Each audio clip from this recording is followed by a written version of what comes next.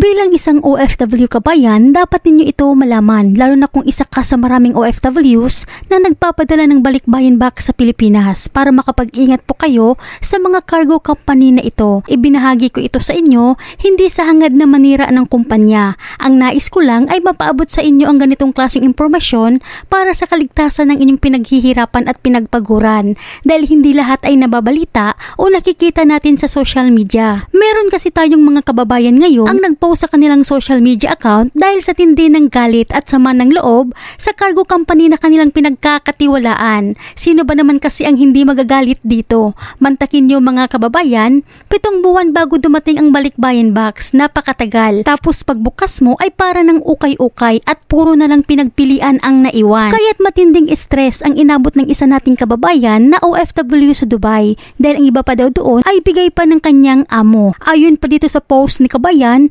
marami umanong mga OFWs ngayon ang nagreklamo sa cargo company na ito. Ang iba ngayon ay humingi na ng tulong kay Senator Raffy Tulfo at kay Ben Tulfo, kaya't maging babala ito sa inyo mga kababayan para di kayo mabiktima at hindi nyo sapitin itong nangyari sa ating mga kababayan.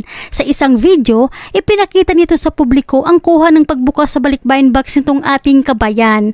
Narito ang buong detalye, pero bago tayo magpatuloy, huwag kalimutan i-like, share, subscribe at pahit na rin ng kampana for more upcoming video. Salamat! So ayan guys, so tingnan nyo, sobrang nakakadismaya talaga itong Malika Cargo.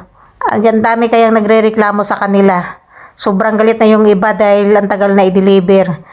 May iba din na binuksan na din yung box. Ito sa akin, tingnan nyo, sobrang wasak na wasak talaga yung box ko.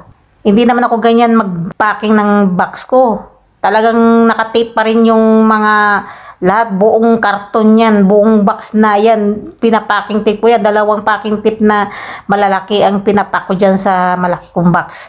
Pero nang dumating ito guys ang nangyari. Grabe. Ito ba yung sinasabi nila na safe na safe yung box ko? Ang daming nawala sa box ko. Yung mga sapatos niya nasa pinakailalim talaga yan. Una ko nilagay yung sapatos sa box. Pero ngayon, ang mga sapatos nasa labas na. Oh, nakalitaw na yung mga sapatos, nagkahiwalay-hiwalay pa. Talagang inukay-ukay talaga yung loob ng box ko. Talagang pinagpilian. Lahat ng nasa loob ng box, bigayan ni Amo lahat sa akin. Grabe ang Malika Cargo. Kubi, guro ni nila ay kay nang wala man ni na mao pagka-arrange oh. Ang arinula no. Wala delikado tiyo. Na. Ba na. Wadyo din na maoning maharlika. Dapat mo pa. Manan dugay kayo naabot. Naabtan og tunga sa tuig kay tunga sa tuig. Okay, naday giabrihan sa man oh. Wait lang. Kaya piliin nyo mga kababayan yung mga cargo company na walang bad records. Mag-research kayo. I-search nyo ang site nila kung wala bang review na pangit tulad ng kapabayaan, pagnanakaw o ano paman. At kung maaari, ay magtanong po kayo sa mga kakilala nyo na nakasubok ng magpadala ng balikbayan box kung wala ba silang naging problema. Para di kayo matulad kay kabayan na umaasang safe at secure kuno pero nang dumating, magulo at ang dami pang nawala. Mas mabuti pa siguro mga kababayan na pera na lang yung ipadala, safety at secure pa, sa Pilipinas na lang bumili.